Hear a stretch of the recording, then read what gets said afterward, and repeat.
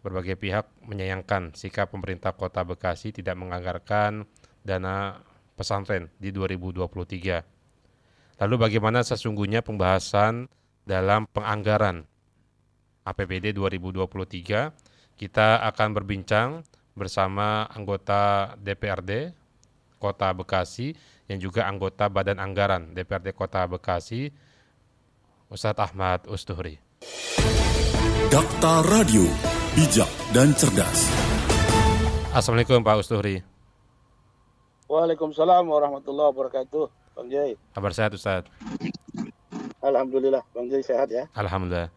Ustadz, ini yang menjadi perhatian bersama bahwa pemberitaan cukup ramai menyuarakan terkait adanya penolakan dari langkah pemerintah Kota Bekasi yang tidak menganggarkan dana pesantren di APBD 2023. Mungkin di awal Ustadz bisa menjelaskan sejarah pembahasan anggaran, mengingat Ustadz sebagai anggota Banggar DPRD Kota Bekasi. Silakan Ustadz. Ya, makasih Bang Jai. Pertama-tama perlu jelaskan dulu mengenai perda pesantren ya. Bahwa perda pesantren yang alhamdulillah ayatnya disahkan jadi perda nomor 5 tahun 2022. Itu adalah perda turunan daripada undang-undang pesantren. Kemudian juga semangat di Jawa Barat sebagai provinsi pertama yang punya perda pesantren, di mana mereka sudah memperdakan bahkan perda nomor 1 ya tahun 2021. Ini adalah perda yang merupakan inisiatif dari DPRD. Saya beserta teman-teman lainnya memandang perlu mendesak bahwa perda ini harus kita punya. Maka Kota Bekasi menjadi kota pertama di Jawa Barat atau jangan-jangan se-Indonesia yang ketika kota bukan kabupaten ya, yang membentuk pansus perda pesantren, walaupun pengesahannya memang kemudian berurutan sesuai dengan Biro Hukum Jawa Barat. Jadi berbeda dengan yang lalu.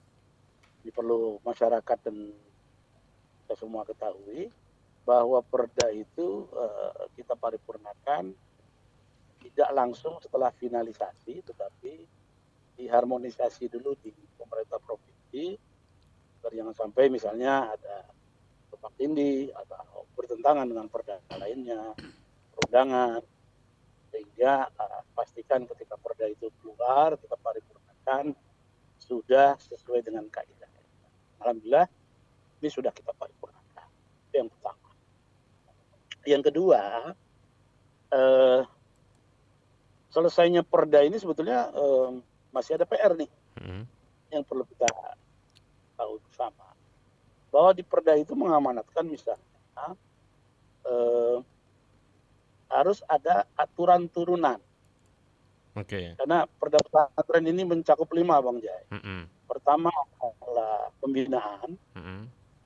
Pembinaan ini lebih kepada software ya, keilmuan, kemudian bidang kurikulum, workshop, termasuk beasiswa belajar bagi para pengasuh, kiai dan juga santri.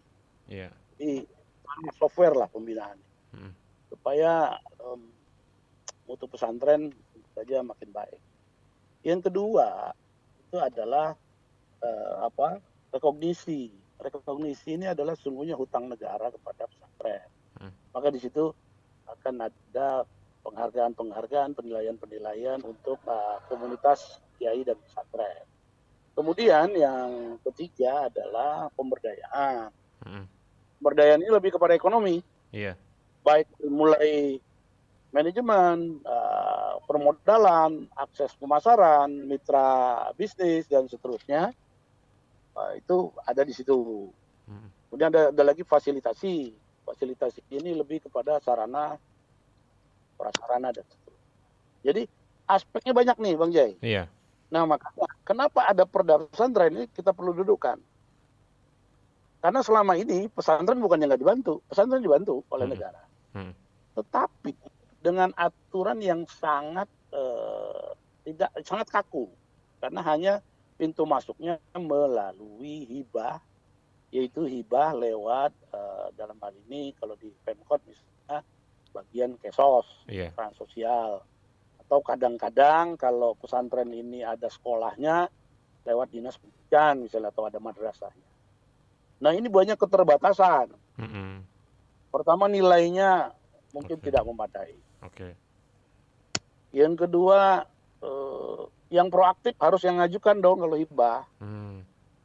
Yang ketiga waktunya nggak boleh yang tahun dapat, mesti Oke. gantian. Tahun ini dapat, tahun depannya harus off dulu, Oke. tahun depannya lagi. Dan ini kadang administrasinya jelimet ya. Mm. Nah itulah perda pesantren, makanya semangatnya termasuk undang-undang pesantren dan perpres tentang pendanaan pendidikan oleh presiden di tahun yang lalu, itu kita berharap sebetulnya pemerintah daerah udah nggak ragu-ragu lagi, bahkan pemerintah daerah yang proaktif, bukan lembaganya yang kemudian harus aktif ngejar-ngejar gitu, dalam tanda petik mohon maaf ya, ngemis-ngemis misalnya. Iya. Karena sekali lagi filosofinya ini utang negara kepada kiai pesantren, baik dalam merebut kemerdekaan, mempertahankan dan itu. Ini kita mesti satu frekuensi. Nah yang tadi kemudian perda ini tidak selesai, harus ada perangkat peraturan wali kota di dalamnya, dalam memberdayakan, dalam merekognisi, dalam membina dan seterusnya. Nah perwal ini belum selesai. Oke. Masuk misalnya harus ada rencana tahunan 5 tahun, rencana kerja pesantren, dan ada yang tahunan, dan itu harus disahkan oleh wali kota. Gitu. Nah ini saya kira ini yang lebih mendesak. Saya cek ke Jawa Barat, tadi pagi saya komunikasi dengan teman-teman Jawa Barat, termasuk inisiator, ketua pansusnya, Kang Sitkon Jampi. Di Jawa Barat juga mengalami kendala yang sama. Perda pesantren belum bisa implementasi secara utuh, karena belum punya pergub yang lengkap.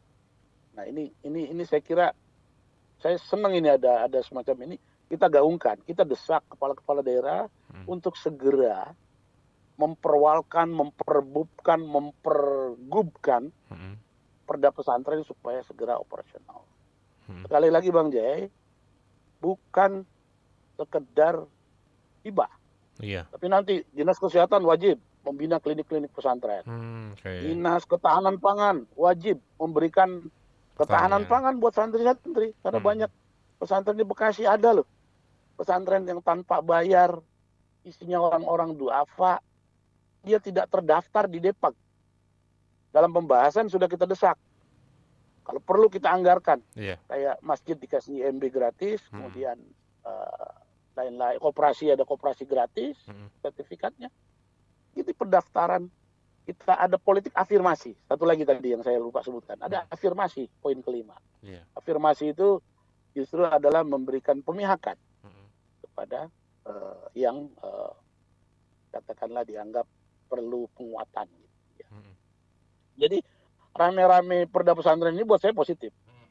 Terlepas pertama misalnya ya, bahwa pertama nggak boleh ada yang mempolitisasi, saya sepakat tuh kalau itu.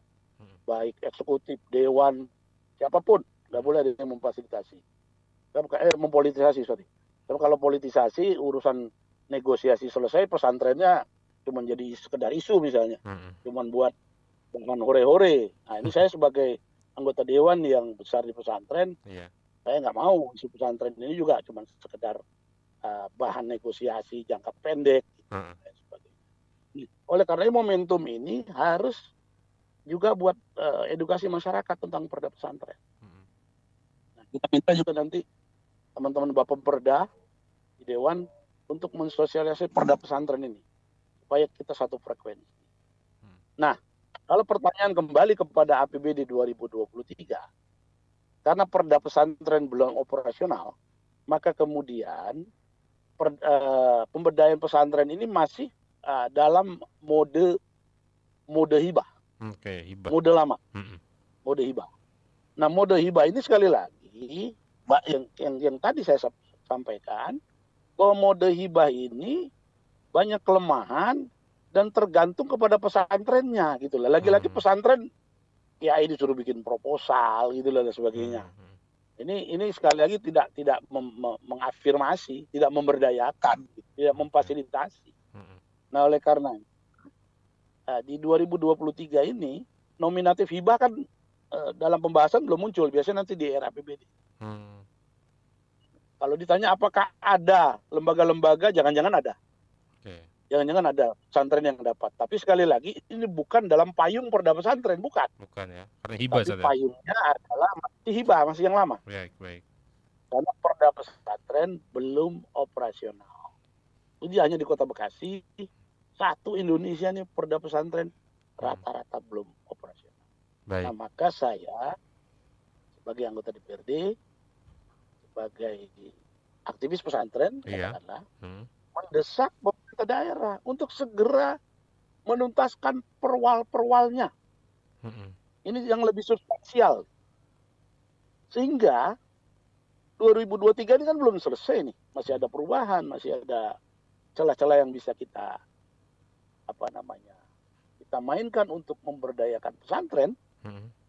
Anggaran-anggaran di dinas itu saya kira masih bisa kita gunakan untuk pemberdayaan pesantren selama payung hukumnya ini kita tuntaskan gitu. Jadi lagi ini PR besar. Memang ini kerja besar. Dari mulai menelurkan undang-undang pesantren itu kan puluhan tahun kita wacanakan. Kemudian baru tahun kemarin ada pembiayaan pesantren, perpresnya. Kemudian perda di berbagai macam daerah sangat masif di daerah-daerah. Cuma ini karena barang baru banyak yang gagap. Lupa bahwa paling penting setelah perda adalah pergub, perwal, perbub. Konteks kita perwal. Makanya kita mendesak Pak PLT supaya segera diperwalkan itu. Aneka macam itu. Kalau kita buka perda itu tidak kurang dari 5 sampai 6 perwal yang harus ditelurkan oleh Pak PLT. Baik. Ustaz Usturi. Baik, kalau melihat dari penertiban Perda 5 tahun 2022 tentang fasilitasi pondok pesantren, ini kan informasi yang kami terima 16 Maret 2022. Betul. Artinya dengan tenggat waktu Maret sekarang Agustus, perwal itu sebenarnya sudah bisa dikeluarkan dong. Artinya untuk pembahasan APBD di 2003 sudah ketahuan nilainya, Ustaz. Perwal itu kan perlu proses juga. Oke. Dalam arti ini sama dengan perda kedudukannya, maka dia perlu ada proses masuk ke lembar negara dan segala macam ya. Proses legislasi, macam legislasi. Nah ini yang tentu saja kita akan tanya, kita tagih pada eksekutif sampai sejauh mana. Dan sekali lagi ini harus melibatkan pesantren penyusunan perwalnya gitu loh. Iya.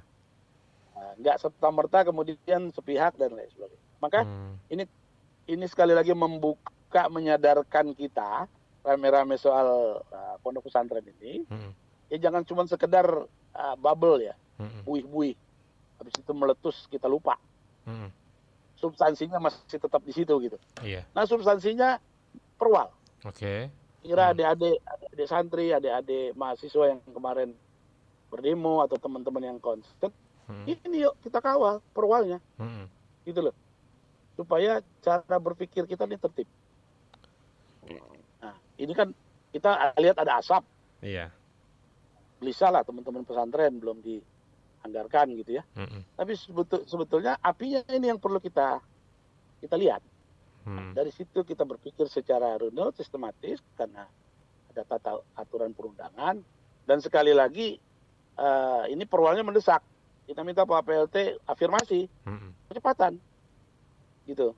Ayo, ya kalau katakanlah di Murni 2023 hanya baru sekedar mensiasati karena persoalan waktu, di perubahan 2023 harus full speed kita fasilitasi pesantren. 5 poin tadi Bang Jai. Iya tadi ya. Semua mesti holistik, ada pembinaan, afirmasi, kognisi, pemberdayaan, terakhir fasilitas. Baik. Itu. Status Uri. Sehingga semua dinas. Baik. Makanya waktu pembahasan tadinya mau diarahkan hanya ke sosial dan pendidikan. Iya. Nah, kita nggak mau DPRD. Semua dinas harus hadir. Baik. Harus terlibat. Karena pesantren ini sekali lagi tanpa bantuan pemerintah pun udah mandiri. Jangan kiai dalam tanda petik ya, jangan kiai dihinakan suruh ngemis-ngemis proposal. Nah kalau ada yang ngemis proposal, khawatirnya nanti ada mafia proposal lagi. Siap mengurus, siap memfasilitasi dengan catatan ABC. Ini kan kasihan lagi pesantren. Udah sulit kita kehidupannya mandiri, nagih janji ke negara, ada pihak ketiga yang memanfaatkan untuk hal-hal yang lain gitu. Ini yang kita tidak ingin.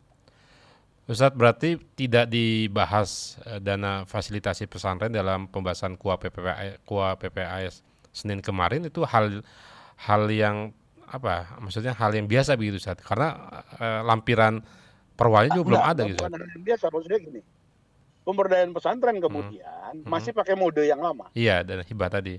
Bukan undang-undang pesantren, bukan perpres pembiayaan, bukan perda pesantren nomor 5/2000. Masih pakai mode hibah. Oke. Kalau pakai mode hibah, sekali lagi yang proaktif penerima. Iya. Gitu. Baik. Makanya kalau saya ditanya apakah ada, nominatif hibahnya belum kita terima. Kemungkinan nominatif hibah baru kita terima nanti pas pembahasan RAPBD. Ini kan rentang waktunya bisa sampai November nih. Iya. Tapi kita ingin percepat lah supaya 2 tahun kemarin gap di COVID itu bisa kejar lah. Sampai Januari pembangunan dah mulai digelar lah. Gitu. Baik. Nah ini saya sekali lagi terima kasih sama pihak-pihak yang concern sama pesantren. Tetapi sekali lagi kita mesti berpikirnya buat kesinambungan, bukan sekedar bubble, isu sesaat. Apalagi misalnya, ya saya kira sih nggak ada lah, mudah-mudahan nggak ada yang mempolitisasi dan lain sebagainya. Kualat itu yang mempolitisasi, ini urusan sama kiai kok. Gitu. Nah kita jauhi itu dulu lah, kita substansinya dulu. Baik. Berarti aksi dua teman Ustadz Usturi yang kemarin walkout itu tidak memahami aturan gitu Ustadz, terkait pembahasan. Oh enggak, saya melihat teman-teman yang walkout itu bagian dari hak konstitusi. Yang kedua, saya kira Pak Solihin, Pak Bambang ya, dan juga ketika itu saya dan teman-teman yang lain itu termasuk yang memang concern dengan isu pesantren. Selama ini juga beliau dekat dengan kalangan santri ya. Tapi juga bukan berarti yang lain tidak dekat. Ini beda sudut pandang saja. Bahwa di dalam proses politik negosiasi anggaran perlu ada penekanan lewat aksi walkout, demo dan lain sebagainya, itu sesuatu yang dalam demokrasi biasa saja. Dan justru kita berterima kasih kepada yang walkout, kepada yang demo, juga kepada yang tidak walkout gitu. Karena memang persoalan ini jadi belum didudukkan pada tempatnya. Adanya aksi-aksi ini kemudian kita bisa mendudukkan, persoalannya misalkan ternyata ada di percepatan perwal. Nah, kalau soal anggaran itu soal alokasi, dalam arti bisa dirubah kapan saja sesuai dengan siklusnya ya, sekali lagi sesuai dengan siklusnya. Dan saya perlu ingatkan bahwa penganggaran ini setahun 2 kali. Jadi tidak ada yang terlambat. Tidak ada yang terlambat, tinggal komitmen saja. Kalau katakanlah di Murni katakanlah belum optimal, ya komitmen saja. Pemerintah daerah kalau perwalnya sudah selesai, maka di ABT kita full speed, kita bayar hutang APBD Murni misalnya untuk pemberdayaan pesantren. Masih tahun yang sama. Gitu Bang. Baik, kalau untuk laporan PAD kita sampai ini sudah masuk ke triwulan ketiga Ustadz ya? Ya. Bagaimana laporan berdasarkan dari laporan dari teman-teman ini, teman-teman PAPD on the track kok. Sudah hampir 60%. Jadi saya kira optimis tercapai lah. Sehingga mudah-mudahan untuk 2022 ya berarti ya. Bicara ya. 2022 ini target-target bisa tercapai. Baik. Ustadz Ahmad Usturi, terima kasih waktunya bersama Dakta Ustadz. Siap, terima kasih Bang Jai, sama-sama. Assalamualaikum warahmatullahi wabarakatuh. Waalaikumsalam. Dakta Radio, bijak dan cerdas. Demikian rekan Dakta perbincangan kami bersama anggota DPRD Kota Bekasi